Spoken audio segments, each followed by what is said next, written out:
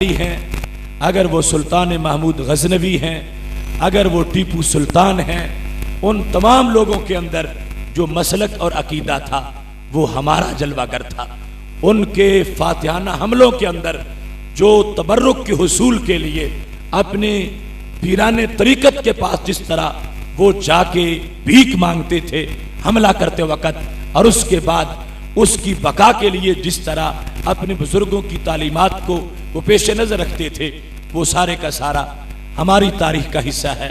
और फिर जिस वक़्त इस दीन पे करबला का वक़्त बर्र-ए-सग़ीर में आया, हज़रत मुजद्दिद अल-फ़सानी रहमतुल्लाह अलैह ने अकबर के दीन इलाही का इस अंदाज में मुकाबला किया। इकबाल कहने लगे वो हिंद में सरमाया मिल्लत का निगाहबां अल्लाह ने किया बर वक्त, जिसको खबरदार गर्दन न झुकी जिसकी जहांगीर के आगे, वो जिसके नफ्से गर्म से है गर्मी अहरार। हासिल हुआ मैं शेखे मुजद्दिद की लहद पर, वो खाक जो जेरे फल्क है मतलाए अनवार।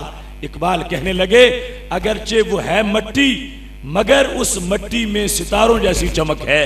क्यों कि उस कब्र के अंदर मुजद्दिद अल-फ़सानी लेटे हुए हैं, जिन्होंने उस वक़्त की नाम निहाद रोशन ख्याली का मुकाबला किया, अकबर के इल्हाद का मुकाबला करते हुए बड़ी सख्त सजाएं बर्दाश्त कर ली, मगर बिल आखिर उनकी तारीख कामयाब हो गई। किरदार इतना वाज़ेह हो गया कि हज़रत मुजद्दिद अल-फ़सानी रहमतुल्लाह अलैह के पास जहांगीर कदमों में हाजिर हुआ, और कांगड़ा का किला जो कभी भी फतह नहीं हुआ था, जब वो किला फतह हुआ और 16वां जश्न जुलूस शाही था, तो जहांगीर ने हज़रत मुजद्दिद अल-फ़सानी रहमतुल्लाह अलैह से कहा कि आप इस किले का चल के इफ्तिताह करें। इस्लाम का आज बड़ा तारीखी मौका है, किसी फाते से ये किला फतह नहीं हुआ था। तो हज़रत मुजद्दिद अल-फ़सानी रहमतुल्लाह अलैह ने फरमाया मैं इस शर्त पर किले में कदम रखूंगा कि जब मैं कदम रखूंगा तो फौरन गाय को ज़बह किया जाएगा, और फिर अजान की आवाज़ गूंजेगी और किले में मस्जिद का संग बुनियाद रखा जाएगा। जहां उनकी योरिशें हैं वहीं आशियां बनेगा, कोई बिजलियों को जाके ये फैसला सुना दे। ये किरदार रहा हमारे असलाफ का।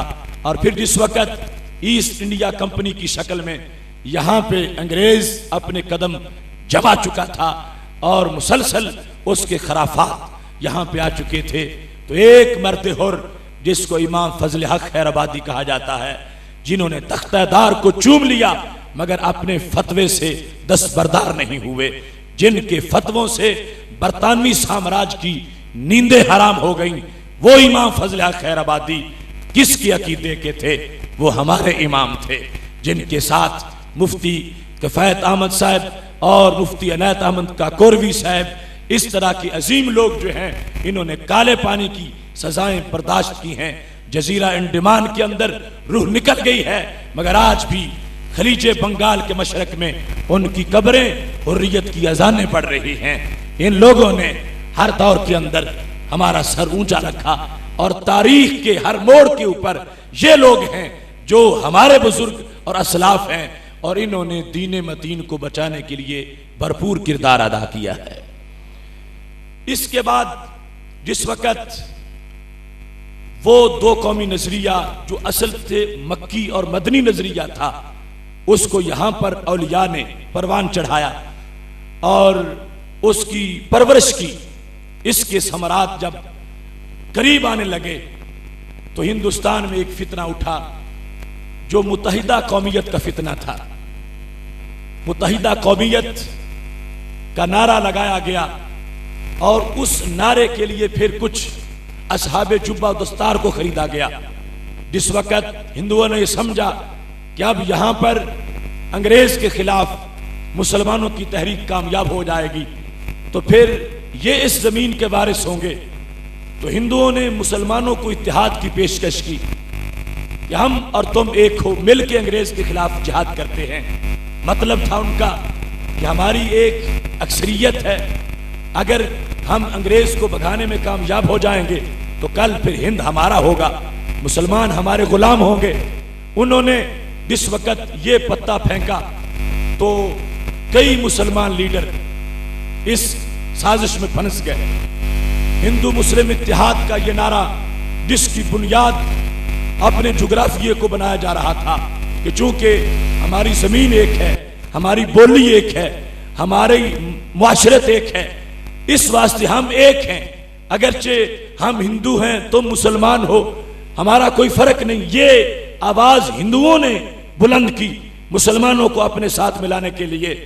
बदकिस्मती से उनको कुछ दाढ़ियों वाले ऐसे मुयस्सर आ गए और कुछ जुब्बों और पगड़ियों वाले ऐसे लोग कि जिन्होंने दीन से ये बुनियाद तलाश करना शुरू कर दी और मिंबरों पर बैठकर उन्होंने ये कहना शुरू कर दिया कि हिंदू में मुसलमान में कोई फर्क नहीं, क्योंकि हमारा घर एक है, हमारी जगह एक है, हमारा इलाका एक है, हमारा मुल्क एक है, इस वास्ते हम एक हैं। ये फितना जिस वक्त मस्जिद और मिंबर और मदरसा से उठा तो जिन लोगों ने दो कौमी नजरिए पर पहरा दिया वो हजरत इमाम अहमद रजा फाजले बरेलवी है। आपने फरमाया ये भी कोई बात है कि अंग्रेज के खिलाफ जिहाद करना हो तो हिंदू को साथ मिला ले। फरमाया ये तो यूं ही है, फर्रा मिनल मतर वकाम तहतल मीज़ाब, बारिश हो रही हो तो बंदा बहर से दौड़ता दौड़ता आ जाए और परनाले के नीचे खड़ा हो जाए। फरमाया फिर बारिश से दौड़ने का फायदा क्या था, अगर खड़ा परनाले के नीचे ही होना है। तो हजरत इमाम अहमद रजा खां फाजले बरेलवी रहमतुल्लाह अलैह ने कहा अंग्रेज के खिलाफ जिहाद हम खुद करेंगे, तन्हा करेंगे, हमें हिंदुओं की कोई जरूरत नहीं है। जैसा हमारा जिहाद अंग्रेज के खिलाफ होगा ऐसा ही हिंदुओं के खिलाफ भी होगा। ये हमारे हम कौम नहीं है, ये हमारे कौम के नहीं है, हमारी कौमियत क्या है।